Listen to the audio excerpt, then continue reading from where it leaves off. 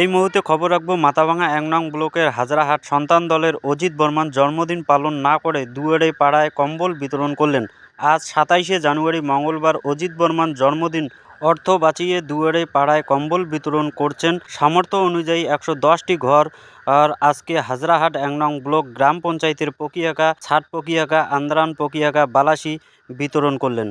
২৭শে জানুয়ারি আমার জন্মদিনে অর্থ বাঁচিয়ে আমি পাড়ায় গিয়ে দুস্থদের এবং যারা পাওয়ার উপযুক্ত তাদেরকে আমি কম্বল বিতরণ করলাম ১১০ জন। এবং আগামী ৩০শে জানুয়ারি আমি শিকারপুরেও সেখানে কম্বল বিতরণ করব।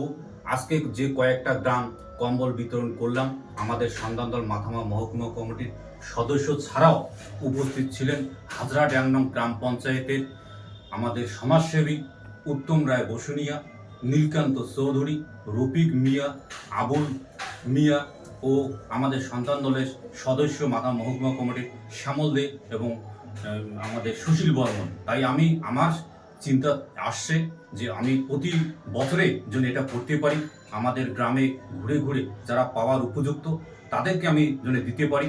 কথা প্রসঙ্গে একজন আমাকে বলছিল কতগুলো কম্বল দেওয়া হবে, মানে তাচ্ছিল্য এবং অবজ্ঞার সুরে। আমি তো কোনো গভর্নমেন্ট নই, আমি আমার জন্মদিনে যতটুকু পারি ততটুকু আমি দেওয়ার চেষ্টা করছি।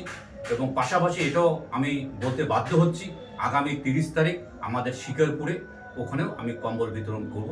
এইটুকু বলে আমি আমার আলোচনা শেষ করলাম।